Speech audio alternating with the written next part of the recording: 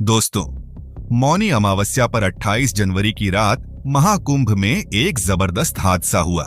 इस हादसे के बाद से लाखों हिंदुओं के मन में ये सवाल पैदा हो गया है कि वो महाकुंभ में पवित्र स्नान करने जाएं या ना जाएं। एक तरफ लोग टीवी चैनल और सोशल मीडिया पर दिखाई गई भीड़ की तस्वीरों से लोग बेहद डरे हुए हैं। दूसरी तरफ जब वो नहीं जाने की बात सोचते हैं तो उन्हें बुरा भी लगता है। उन्हें लगता है कि 144 साल बाद आए इस पवित्र अवसर को वो कैसे गवा दे। आखिर कितने ही लोग हैं जिनके जीते जी महाकुंभ का ये अवसर तो आता ही नहीं है। ऐसे में हम इस मौके को कैसे गवाते। लेकिन मौनी अमावस्या के दिन जो हादसा हुआ उसके बाद मन में ख्याल भी आता है कि अगर ऐसा कुछ मेरे या मेरे परिवार के साथ हो गया तो क्या होगा। मैं अच्छे से जानता हूं दोस्तों कि यह उधेड़-बुन लाखों लोगों के मन में बनी हुई है और इसका जवाब ज्यादातर लोगों को नहीं मिल रहा है। तो आज के वीडियो में हम कोशिश करेंगे कि इस पूरे मुद्दे के एक एक पहलू पर आपसे बात करें। तो मौनी अमावस्या के दिन हुए हादसे से हम शुरू करते हैं। इस हादसे के बाद हमें दो तरह के बयान सुनाई दिए। एक तरफ वो लोग हैं जो यह बोल रहे हैं कि अरे इतने बड़े आयोजन में छोटे मोटे हादसे तो होते रहते हैं। ऐसा बोलने वालों में एक मंत्री भी थे। दूसरी तरफ ऐसे लोग भी हैं जो ऐसे हादसे की ताक में ही बैठे थे। मतलब जब पूरी दुनिया महाकुंभ में की गई व्यवस्था की तारीफ कर रही थी, इस बात पर हैरान हो रही थी कि एक शहर में करोड़ों लोग कैसे आ सकते हैं। हर कोई व्यवस्था की तारीफ कर रहा था, तब यह कुछ नहीं बोल रहे थे। लेकिन जैसे ही मौनी अमावस्या के दिन यह हादसा हुआ तो ये गिद्ध टाइप के लोग बाहर आ गए, जैसे ईश्वर ने इनकी मन की मुराद पूरी कर दी। हम इन दोनों ही लोगों पर एक एक करके बात करेंगे, इसलिए वीडियो अपने दोस्तों से जरूर शेयर करिए।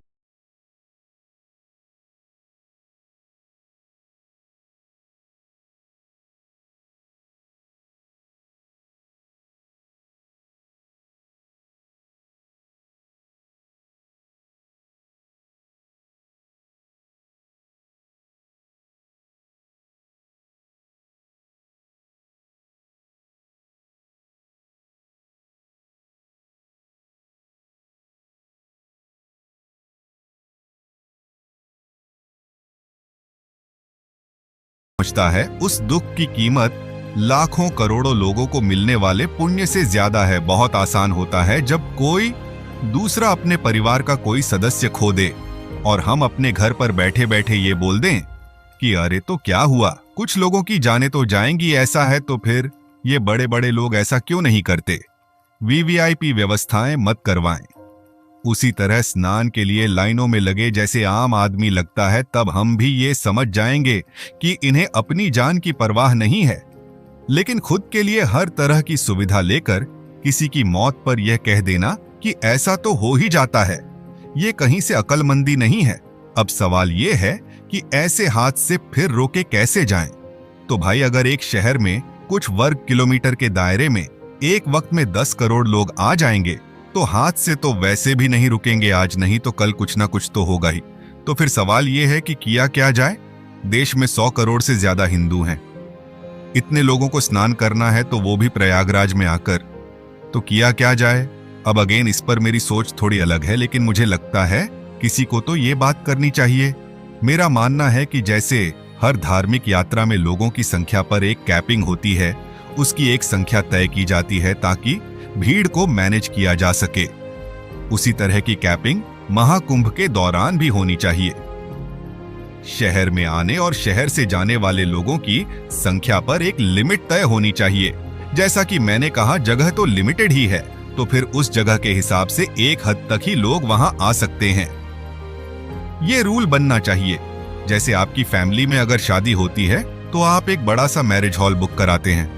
घर के 10-10 के कमरे में तो 2000 लोगों को बुलाते नहीं हैं। और अगर आप बुला लेंगे तो फिर वहां क्या होगा ये बताने की जरूरत भी नहीं है। एक शहर, वो भी उसके घाटों पर एक वक्त में 3-4 करोड़ लोगों का आ जाना वैसे ही है जैसे 10 एक के कमरे में बुलाकर 10,000 लोगों को इकट्ठा कर लेना। हादसे की पूरे के पूरे चांसेस होते हैं वहां पर, और ये कोई नई बात नहीं है। वैष्णो देवी में भी ऊपर ज्यादा भीड़ हो जाने पर नीचे कटरा में ही लोगों को रोक दिया जाता है। अमरनाथ यात्रा से लेकर 4 धाम यात्रा तक सभी जगह भीड़ को नियंत्रित करने के लिए एक हद तक ही लोगों को जाने दिया जाता है, तो फिर इस तरह का नियम महाकुंभ में भी होना चाहिए। हालांकि मौनी अमावस्या के दिन हुई भगदड़ के बाद प्रशासन ने भीड़ को मैनेज करने के लिए मेला क्षेत्र को नो व्हीकल जोन घोषित किया है।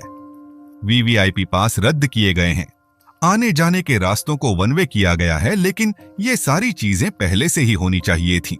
और उससे भी ज्यादा बड़ी बात, एक लिमिट से ज्यादा लोगों को एक वक्त में शहर में नहीं आने देना चाहिए। मुझे पता है ये एक धार्मिक मामला है, लाखों लोगों की भावनाएं जुड़ी हैं, इसलिए लोगों को रोकने की बात कोई नहीं करता। लेकिन जैसा कि मैंने कहा, आस्था, भावनाएं, पवित्र आयोजन सब अपनी जगह है, सबका सम्मान भी होना चाहिए। लेकिन अगर भीड़ की वजह से एक भी जान जाती है तो सारी कोशिश उस एक जान को बचाने की होनी चाहिए, क्योंकि लाखों लोगों का कमाया पुण्य भी एक बच्चे को, उसका पिता और एक मां को उसका बच्चा वापस नहीं दिलवा सकता। दोस्तों, अब आते हैं उन लोगों पर जो ऐसे हादसों के बाद मजे लेने लगते हैं। लेकिन इससे पहले कि मैं ऐसे लोगों की बात करूं आपको, मैं 26 फरवरी को महाशिवरात्रि का जो महापर्व होने वाला है, उससे जरूरी एक इंपॉर्टेंट इंफॉर्मेशन देना चाहता हूं।